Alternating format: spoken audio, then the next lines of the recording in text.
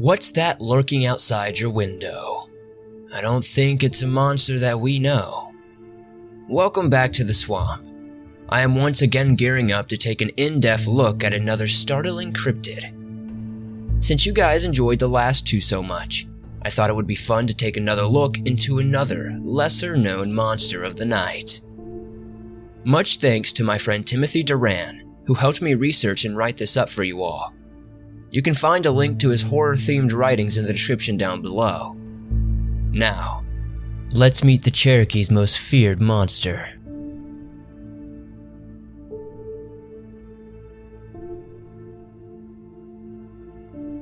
Deep within the memories of Cherokee legend lie tales of a being that struck fear in the heart of every man, woman, and child. It was told that those who were sick or were dying were its primary targets, and would have their hearts consumed by a being that could make itself seem so unassuming as the air around it. It was a being that fed on the hearts of dying men and would be only sent by the most skilled of medicine men, or by the people who would become its next meal. These are the whispers that have been spoken around the fires of the Cherokee people for generations. Generations of stories of a being known as the Ravenmocker, and legends say that some of them still exist to this very day. Or at least, that's how the legend goes. As the research for this project began, different tales and mixed information, both ancient and modern, were circulating around the internet in regard to this creature.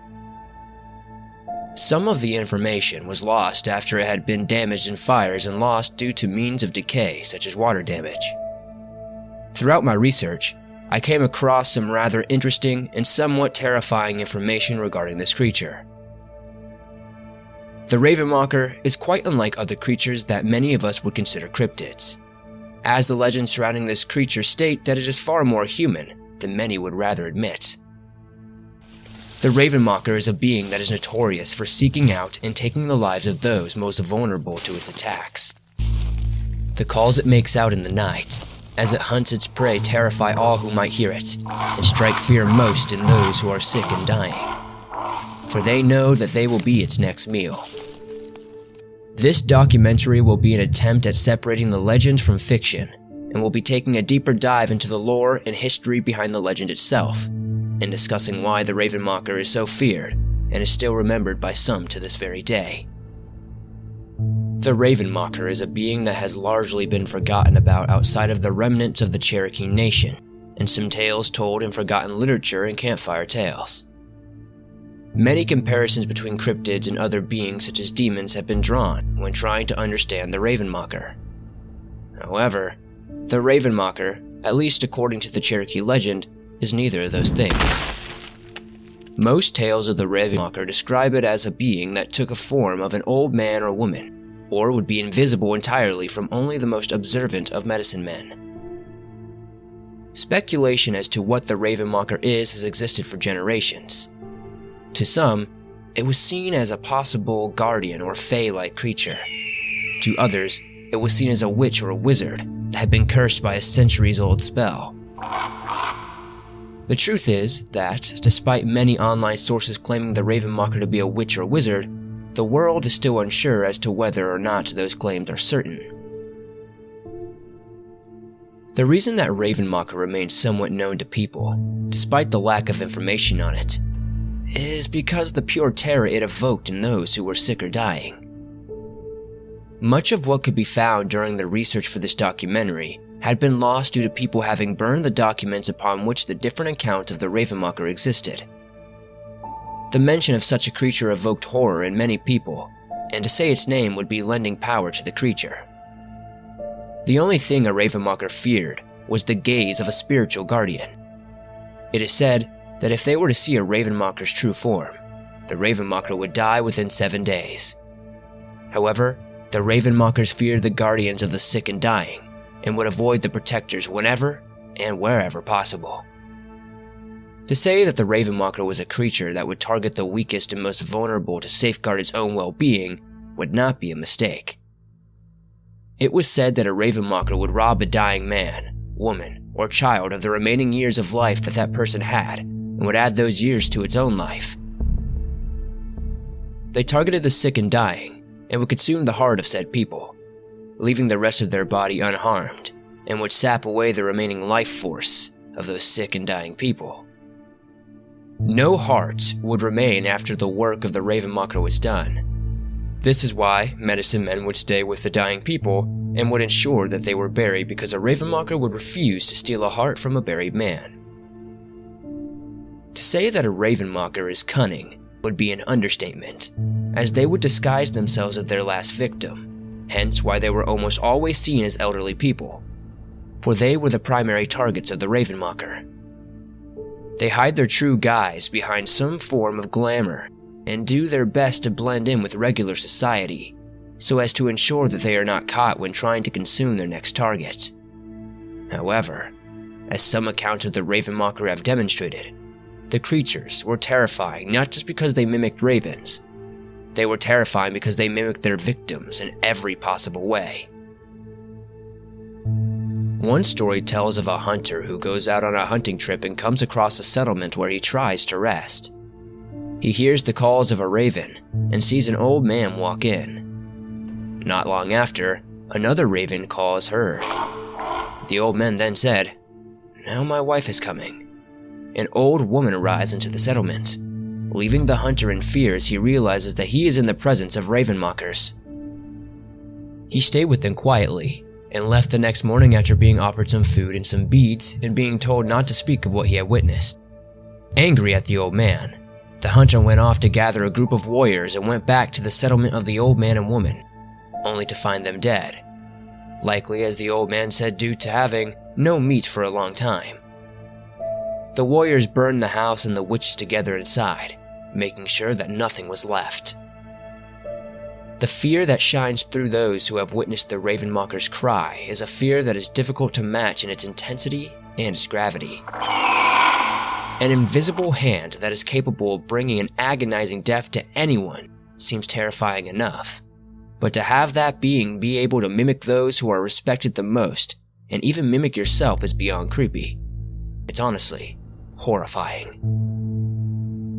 To say that other witches of Cherokee folklore are envious of the Ravenmocker and its abilities would be an understatement. When a Ravenmocker finally perishes, other witches go to the body of a Ravenmocker and, with vile intent, abuse it after death. The Ravenmocker is feared above all other witches, and is feared with good intent, as it can turn itself into anyone and feast on the weakest and defenseless of a tribe, all the while leaving little to no evidence of its attack behind. The skin of its victims are left perfectly intact, but when it's pulled back along their ribcage to reveal that their heart had been devoured. Many forms of fiction have sprouted up over the last few decades that include renditions of the Ravenmocker. Author Manly Wade Wellman used Ravenmockers in his 1979 novel, The Old Gods Waken. Others, like Scott Nicholson, used beings that were described in a manner similar to that of the description of a Ravenmocker in his 2007 novel, They Hunger. Author P.C. Cast also used Ravenmockers as a group of antagonists in her House of Night series. Ravenmockers are also a central theme in The Curse of the Ravenmocker by author Marley Humans.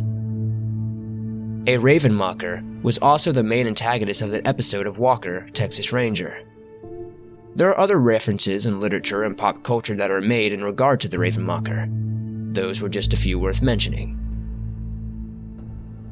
Most of the depictions of the Ravenmocker in pop culture often confuse it with other creatures like skinwalkers, but that is not the case. Ravenmockers are masters of disguise and use a form of glamour spell to disguise themselves from being truly seen by those who might come across them. They do not turn into animals and do not hide as animals like skinwalkers do, and should not be mistaken for such creatures. They are, however, somewhat hideous creatures that, when revealed, resemble a horrific bird with eyes that burn like red flames, and whose very visage sends the strongest of warriors running away in fear. Ravenmockers are feared by all other old witches, and hold a dark presence among the most feared and despised of Cherokee folklore. Even the other witches and creatures of the night fear it and loathe it in equal measure. Few other creatures strike fear in the hearts of men, women, and children of the Cherokee Nation than the Ravenmocker. The Ravenmocker is a creature that has had different aspects of its origin twisted throughout time, as it has been passed down from generation to generation. From being conflated with other witches like skinwalkers to being mistaken for just another form of cryptid, the fear behind the Ravenmocker has all but been forgotten by most modern-day people. However, to those who do know the origin of the Ravenmocker, know of the danger it poses, and they fear it, at the risk of the Ravenmocker being the one that consumes their final heartbeat. Ravenmocker is a creature that the sick and dying fear, and that other witches cower in the presence of. Few beings are as powerful and as dangerous as the Ravenmocker, which is why many have burned the pages detailing the many encounters with such creatures, so that one day they might somehow be forgotten for good. Yet, like most dangerous creatures, not all the legends that are told of them are fictitious and made to simply scare people. Within every great legend lies at least a grain of truth, and for some of the more powerful and dangerous creatures, that is all they might need to live on before they are able to hunt down their next meal.